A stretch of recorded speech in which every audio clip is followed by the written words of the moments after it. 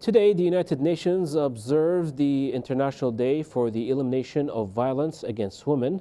Since the outbreak of the COVID-19 pandemic, data and reports from those in front lines have shown that all types of violence against women and girls, particularly domestic violence, has intensified.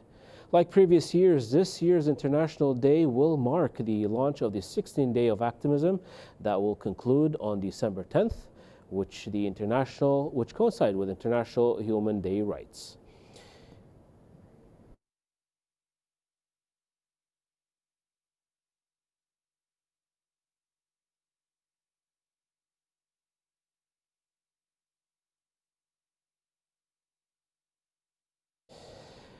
Joining us now to talk about the importance of this initiative, Ms. Hideko Hadzialic, resident representative of the United Nations Development Program. Good evening, Ms. Hadzialic. Hi, good evening. Thank you so much for having me. Well, first off, thank you for joining us live on KTV2. So what can you tell us about the Orange World Initiative, which is launched by the United Nations on the occasion of the International Day for the Elimination of Violence Against Women? Yes, the color orange symbolizes a brighter future free of violence. It also serves as a means of demonstrating our solidarity in eliminating all forms of violence.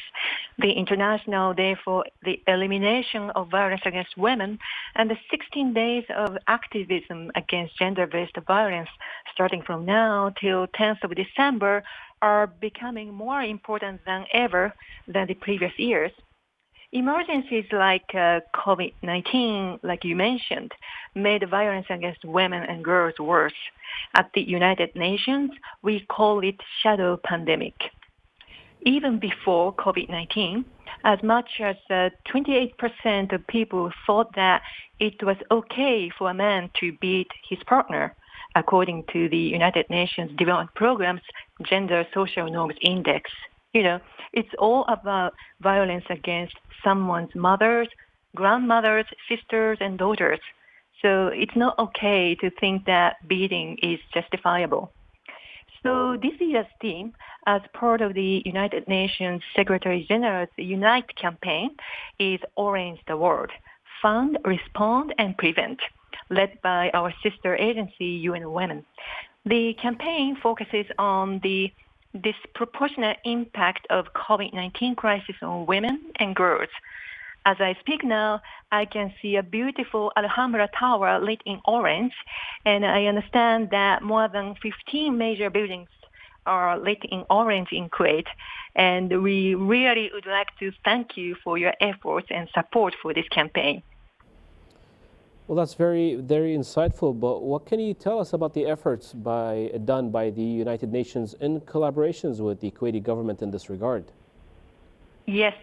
Prevention of violence as well as protection of victims of domestic violence take a multidimensional approach, ranging from early childhood education, sensitization of youth, economic empowerment, and reproductive well-being, and then so forth. So that's the reason why almost all the agencies globally, like UN Women, UNDP, UN Population Fund, and the UNICEF and UNESCO, take gender dimensions into account in our work. So in Kuwait, with the principle of national ownership by Kuwaiti authorities, UNDP Kuwait has been always working with the General Secretariat for the Supreme Council for Planning and Development, Women's Research and Studies Center of Kuwait University, and our sister agency, UN Women. About 3 months after COVID-19 pandemic started in Kuwait, we jointly supported journalists, producers, and media professionals with technical training on gender-sensitive reporting, including incidents like gender-based violence.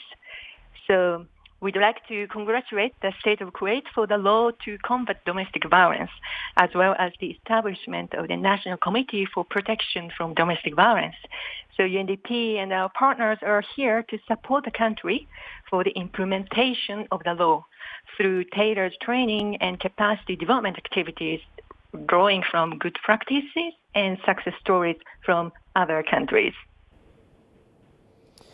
Ms. Hadzialic, we thank you for shedding light on this initiative, and we wish you all the best.